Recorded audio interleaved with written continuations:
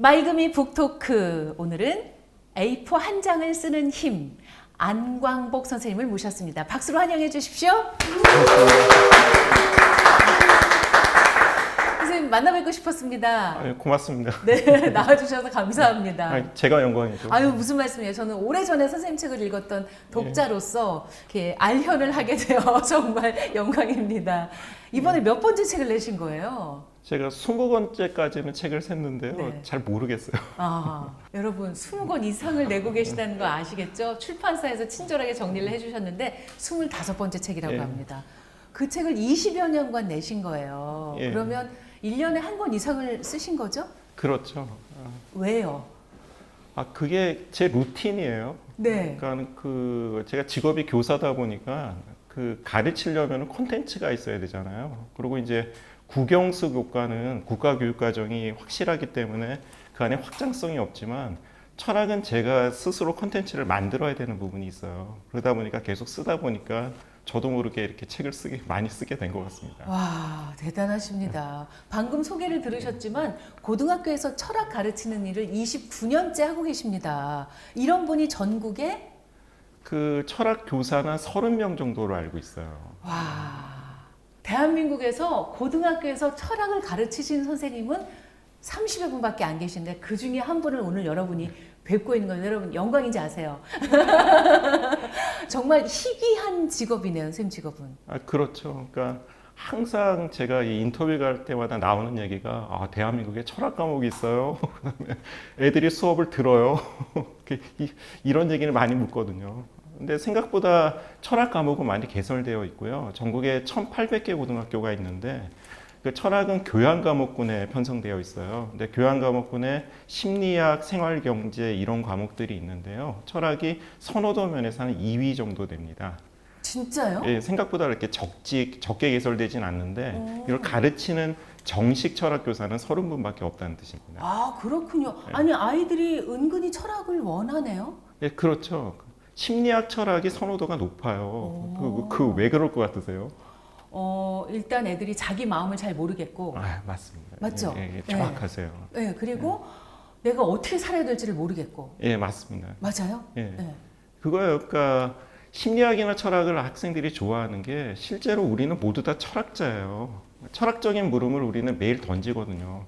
내가 이렇게 고통스럽게 살아야 될 이유가 있어? 내 삶의 의미는 뭐야? 과연 신이 있어? 세상은 왜 이렇게 악으로 가득 차 있어? 이게 철학적인 물음이거든요. 근데 일상에서는 이런 물음을 던지면 그런 쓸데없는 고민하지 말고 여행 한번 갔다 와, 좀 쉬다 와 이런 식이에요. 그런데 철학 시간에는 그런 물음을 의미 있게 다루거든요.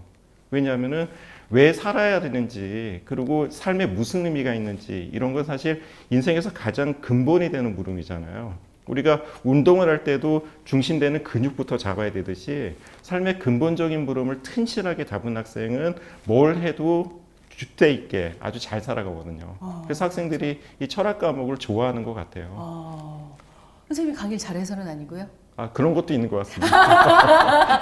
왜냐하면 선생님이요. 그 나무 위키에 등장을 하시는 분인데요. 거기 일화 같은 게 쓰여 있는데 이런 일화도 있습니다. 매년 신입생이 들어오면 현란한 말솜씨로 신입생들을 사로잡는다. 맞아요, 선생님? 잘 모르겠어요. 아니 어떻게 학생들을 사로잡아요? 더군다나 남자 고등학생이잖아요.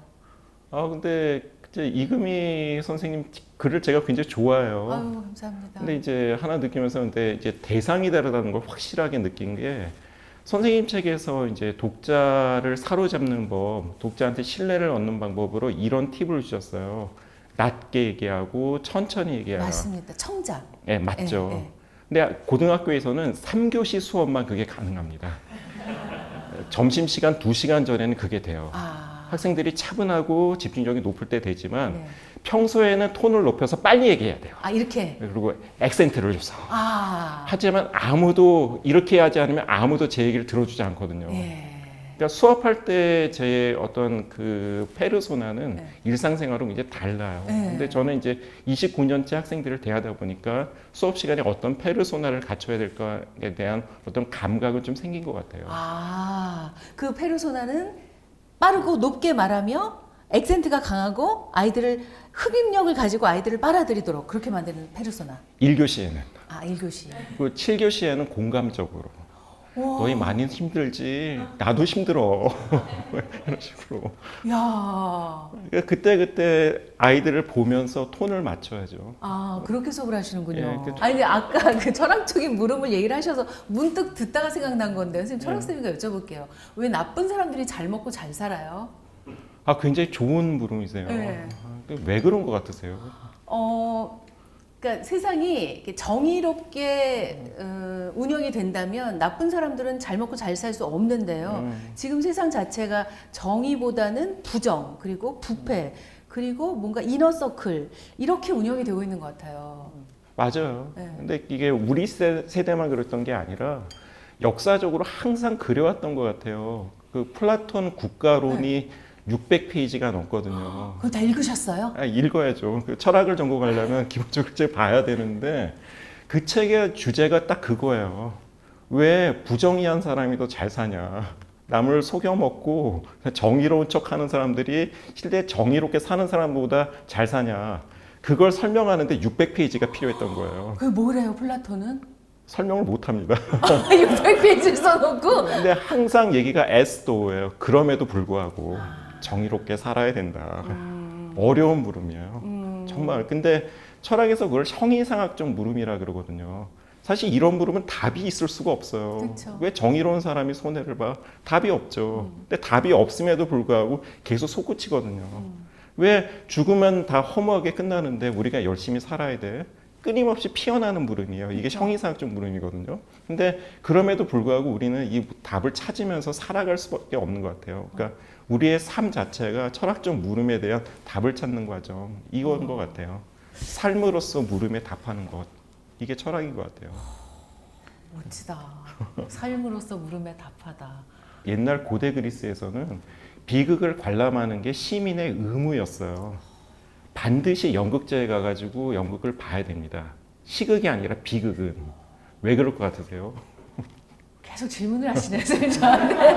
제가 사회자인데 계속 저한테 질문을 하십니다. 원래 철학 교사는 이렇게 계속 물음을 그렇죠. 던져요. 그게 소크라테스. 예, 맞습니다. 예. 상대를 불편하게 하는 게 우리 네네. 역할이에요. 아니 불편하진 않고 즐거워요. 예, 생각해 맞습니다. 볼 수 있는 게 즐거운데요.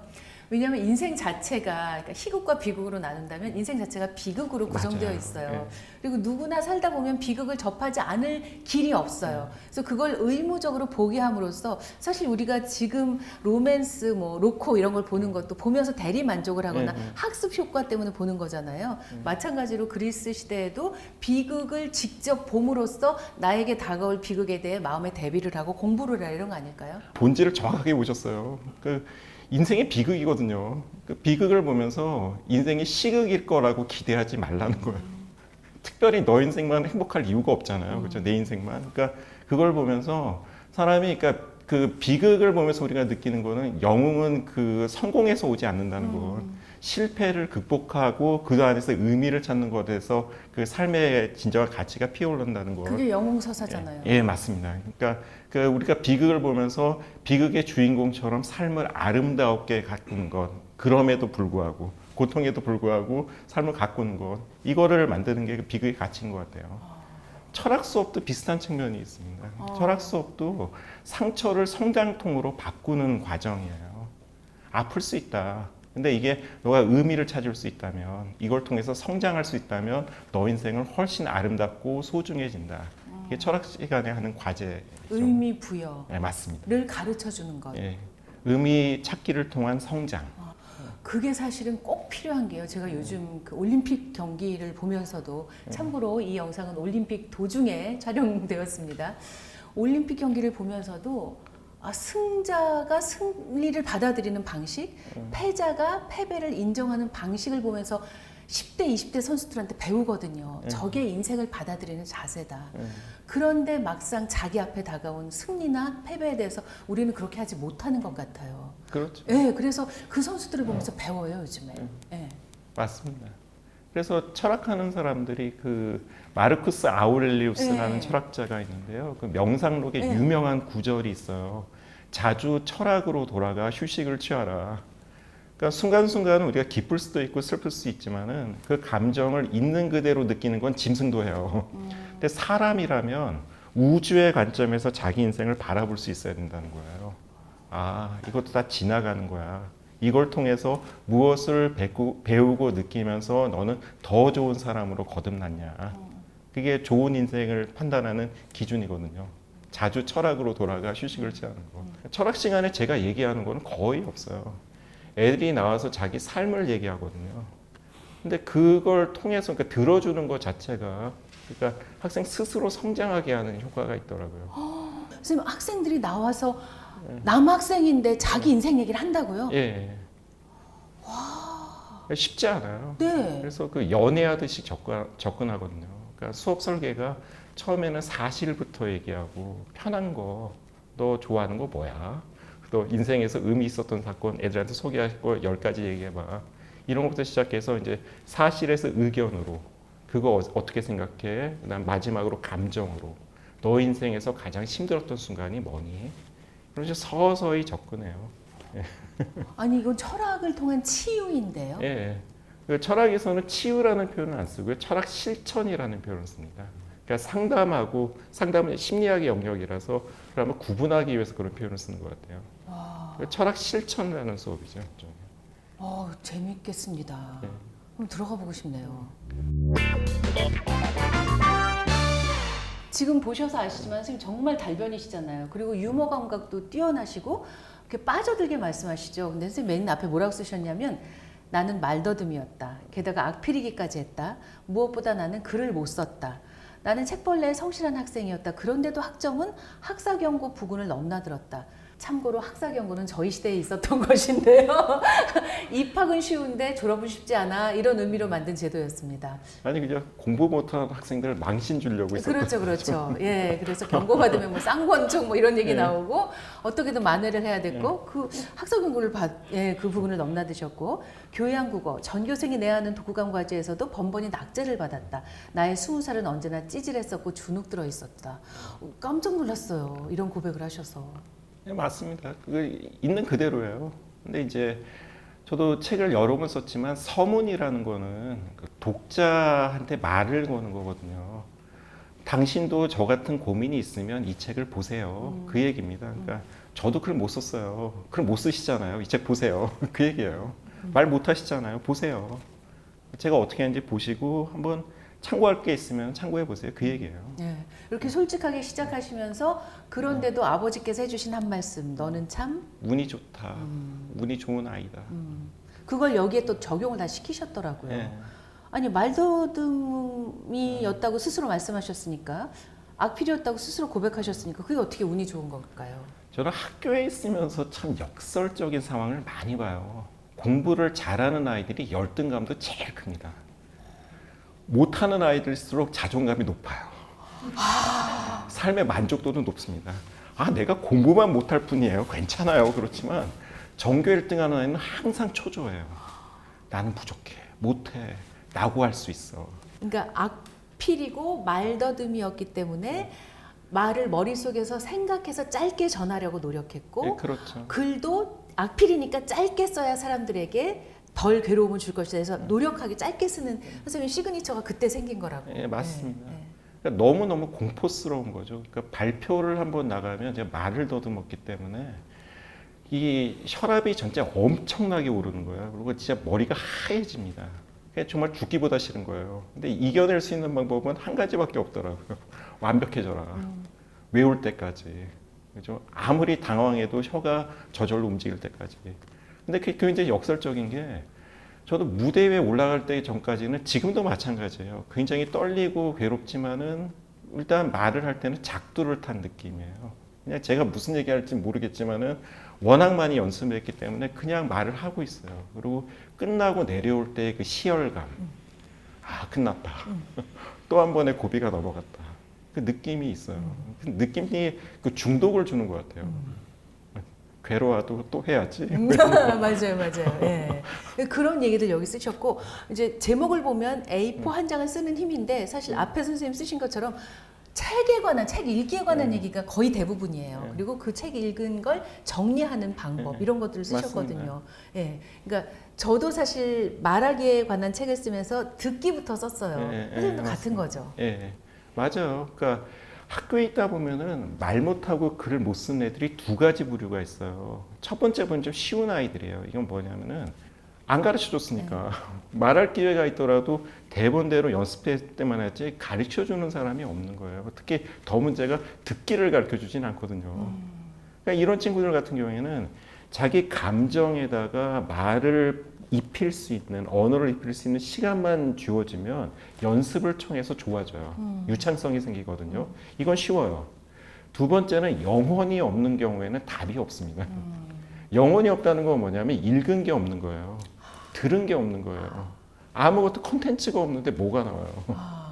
그러니까 일단은 이게 쓰기가 듣기부터 시작하는 게 제 책에 다치바나 다카시 얘기가 네. 나오는데요. 1대 100의 법칙, 네. 유명한 공식이죠.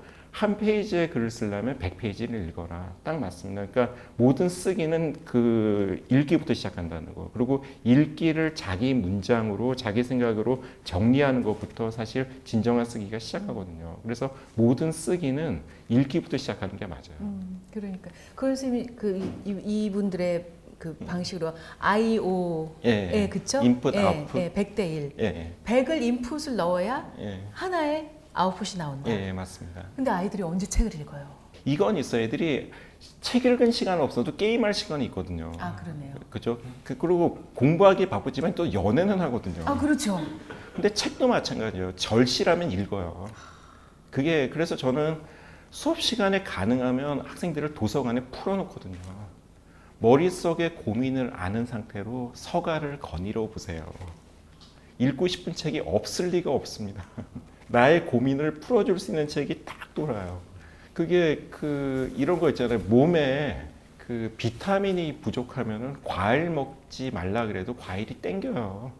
똑같습니다. 그러니까 딱 데려가서 너 이런 거 있잖아요. 학생들한테 너 수학 책 볼 필요 없어. 그래도 수능 봐서 그 성적을 받아서 대학을 가야 되는 학생들한테는 절실하기 때문에 수학 참고서가 들어와요. 그렇죠. 삶의 현장에서 괴롭고 힘든 것도 되게 많거든요. 특히 관계 문제. 얼마나 힘들어요. 맞아요. 근데 관계 문제 때문에 꼬인 상태에 있으면은 이것도 수학 문제집에 매달리는 것처럼 관계를 풀어주는 지혜를 담은 책들 한번 찾아봐라.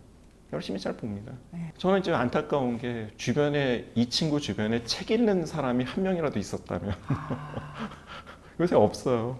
그러니까 학생들이 그 시험 공부할 때만 텍스트를 보지 나머지는 거의 이 영상으로 보거든요. 맞아요. 그것도 좋은 방법이긴 하지만 영상은 기본적으로 수동적 집중이에요.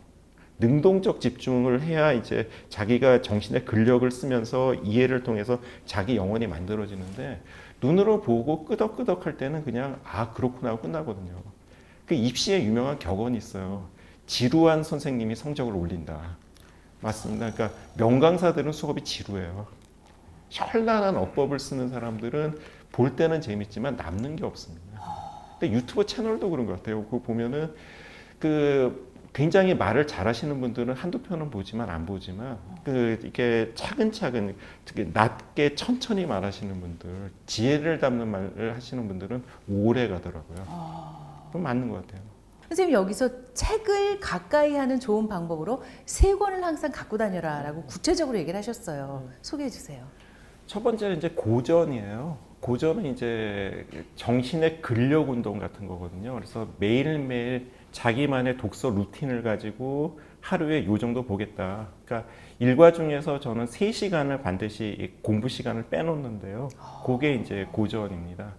그리고 이제 저는 이제 차를 안 타고 항상 지하철을 타요. 왜 그러냐면은 정확히 학교에서 집까지 28분이 걸리는데 출퇴근만 하면 그게 50분이에요. 그래서 50분 동안은 이제 사회과학 책들, 그리고 제가 보고 싶은 책들, 소설책을 보고요. 마지막 세 번째 책은 신간입니다. 왜 그러냐면 냉장고에 먹을 게 그득하면 안 먹게 돼요. 왜냐하면 지루하거든요. 그래서 군것질 하잖아요. 마찬가지로 책이 아무리 많아도 신간은 매주 삽니다. 그리고 보면은 새로운 이제 지적 상상력, 지적 호기심이 일어나거든요. 그게 계기가 돼서 우리가 음식을 먹을 때도 냉장고에 있는 물건을 한번 다시 이렇게 살펴보게 되는 것처럼 이 책을 신간을 보다가 이제 제 서가를 보면서 아, 이 책 있었지 하고 살펴보게 되는 거예요. 그래서 고전 한 권, 그 다음에 사회과학이나 역사책 하나, 그 다음에 이제 신간 이렇게 세 권을 항상 가방 속에 넣고 다닙니다. 야, 근데 그런 사람들이 과연 얼마나 있을까 싶어요. 그러게요. 그래서 돌아가신 아버지가 항상 저한테 하셨던 말씀이 그랬어요. 우리 아버지는 사업을 하셨기 때문에 항상 공부하는 제가 너무 측은해 하셨거든요. 너는 학교 다닐 때 얼마나 공부를 못했으면 50이 넘어서서 아직도 공부를 하니 많이 하셨어요. 그러니까 주변에도 보면 이렇게 측은하게 보시는 분들도 의외로 많습니다. 왜 아직도 그렇게 책을 많이 봐? 근데 재밌잖아요. 그러니까요. 선생님 저는 책만큼 재밌는 게 없는 것 없습니다. 같아요. 정말 그쵸? 재밌죠. 예. 아무리 재미있는 영상물이어도 책만큼 재밌는 건 없는 것 같아요. 또 책을 좋아하는 사람들이 가장 큰 가지고 있는 장점은 죽일 수는 있어도 이길 수는 없어요. 이게 책을 많이 보는 사람들의 특징이거든요. 또 저한테 모든 걸 뺏어가도 제 머릿속의 컨텐츠는 그대로 살아있어요. 상상만 하면서도 24시간을 보낼 수 있거든요. 머릿속으로 글을 쓰면서도 감옥 안에서도 살 수 있는 게 이 책을 좋아하는 사람들의 특징인 것 같아요. 네, 그래도 들어가진 마세요. 선생님 사실 이 책을 매우 실전에 도움이 되는 구성으로 만드신 것이 책에 대해서 이야기를 하고 그 책을 정리하는 걸 선생님이 반드시 그 챕터 뒤에다가 다셨어요. 그래서 네. 아 이렇게 해서 이렇게 정리를 한다고? 그럼 나도 한번 이 책을 읽고 정리를 해볼까? 이런 욕구가 생기게 만드셨더라고요. 예, 맞습니다. 네. 그러니까 많이 읽으면은 쓰고 싶은 마음이 올라와요. 그 왜 그런 거죠? 아, 그 당연하죠. 스포츠 경기 많이 하면은 본인도 해보고 싶거든요. 아, 그러니까 이런 많이 보다 거예요. 보면 나도 좀 뛰어볼까? 예, 맞습니다. 그러니까 읽은 게 많으면 당연히 쓰고 싶어지는데 이거랑 똑같은 거예요. 스포츠 경기를 많이 본다 그래서 경기 못 해요. 근육이 안 만들어졌거든요.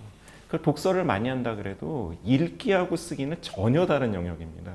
쓰기하고 말하기는 에너지가 엄청 많이 들거든요. 읽기보다 100배는 힘들어요. 그럴 때 먼저 해야 되는 건 뭐냐면은 베끼는 겁니다. 그러니까 대가들이 했던 거를 흉내내는 것. 그러니까 화가들이 하늘색을 내는 데만 3년이 걸린다 그러잖아요. 마찬가지예요. 그러니까 책을 읽고 그거를 독서 노트를 만들고 요약하는 연습이 돼야 그 다음에 자기 글을 튼실하게 쓸 수가 있어요. 그래서 제 책에서 지향하는 게 독서 노트를 쓰는 방법입니다.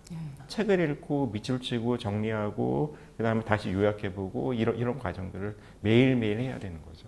그래서 지금까지 몇 권이나 하셨어요? 제 블로그에 올린 책은 580권 정도 되는데 실제 읽은 책은 한 10배는 되겠죠. 그 유명한 별거 아닙니다, 사실은. 지금 별거죠. 근데 애들은 책이라는 세상보다 훨씬 재밌는 세상이 많잖아요. 아, 맞습니다. 게임 있지, 뭐 영화 있지, 영상물 있지. 책은 읽어야 되는데 읽기는 싫지. 어떡하죠?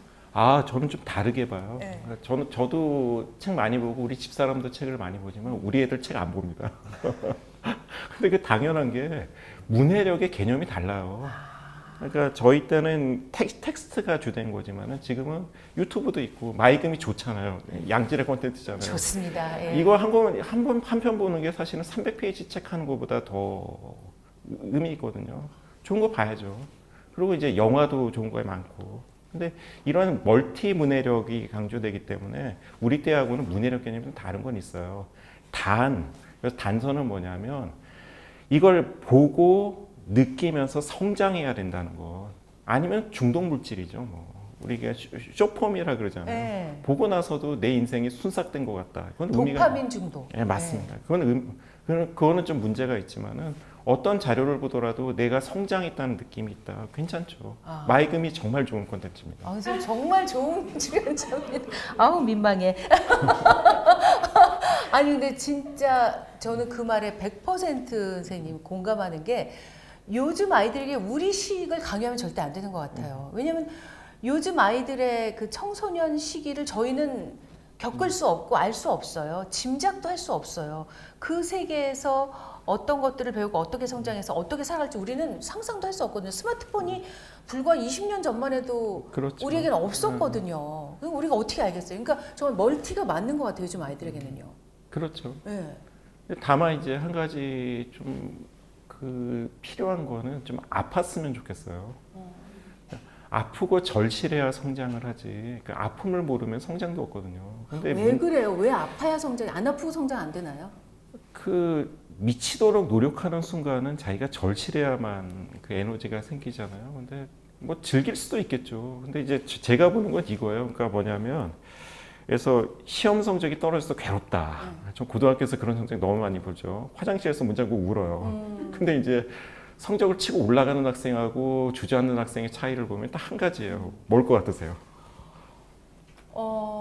그걸 받아들이고 다음을 생각하는 거죠. 어떻게 해야 내가 여기서 주저앉지 않고 다시 일어설 수 있는가를 생각해서 방법을 찾아내는 학생과 그다음에 그 고통 앞에서 고통만을 맞닥뜨린 채 어찌해야 할지 모르는 학생 차이 아닐까요? 지적 수준이 높으신 분들은 이런 식으로 답변을 하세요. 아닌가요? 근데 네. 임상적으로 학생을 만나는 사람들은 차이가 딱 한 가지밖에 없어요. 스마트폰을 손에 쥐고 있냐 없냐. 스마트폰을 쥐고 있으면 고통을 쉽게 있습니다. 기분 나빠도 쇼폰 보고 몇 개 동영상 보고 나면 기분 풀려요. 맞아요. 근데 스마트폰이 없으면 고통에 직면해야 돼요. 뭉개진 자존감과 씨름해야 되거든요. 내가 왜 그렇지? 아프니까 이제 해법을 찾는데 도파민 중독을 일으키는 것들이 너무 많아요. 그러니까 이런 것들을 멀리하면 그래서 이게 A4 한 장을 쓰는 힘을 보면서 이렇게 자기 영혼의 근력을 키울 생각을 한다면은 성장할 수 있겠죠. 야, 그러니까 아파야 된다는 게 제가 봤을 때 그런 거예요. 그러네요. 직면하는 거. 그러네요. 이 촬영을 이제 마쳐야 될 시간이 다가오는 게 너무 아쉬울 정도인데 선생님 어떤 분들이 이 책을 읽었으면 좋겠다. 그리고 어떤 도움을 받았으면 좋겠다. 저자로서 바라시는 게 있잖아요. 예. 네. 그래서 일단 교양서는 모든 사람이 읽는 거를 목적으로 해요. 그래서 이제 어떤 분이 봐도 도움이 되는 책인데 다만 그러니까 말하고 쓰기가 그 민주주의 사회에서는 가장 기본되는 능력이거든요. 그래서 이 부분에 대해서 절실함이 있지만 어디서부터 시작해야 될지 모르는 분들 그리고 독서 지구력, 책 읽기에 대해서 좀 아쉬움이 있는 분들은 이 책을 보시는 게 도움이 되실 것 같아요. 오늘 이 북토크를 마치면서 선생님이 계셔서 얼마나 다행인가 싶습니다. 고맙습니다. 가깝게는 선생님에게 수업을 듣는 우리 제자들, 지금 수없이 이제 사회인이 됐겠죠. 그리고 현재 배우고 있는 제자들, 앞으로 배울 제자들에게 선생님이 계셔서 얼마나 다행인가. 두 번째는 우리 같은 독자들에게 선생님처럼 내공이 탄탄하고 실전과 이론을 두루 겸비하여 우리에게 아주 가깝고 친근하게 전해줄 수 있는 저자가 있어서 얼마나 다행인가 싶습니다. 너무 고맙습니다. 네, 선생님 계셔주셔서 다행입니다. 고맙습니다. 네, 고맙습니다.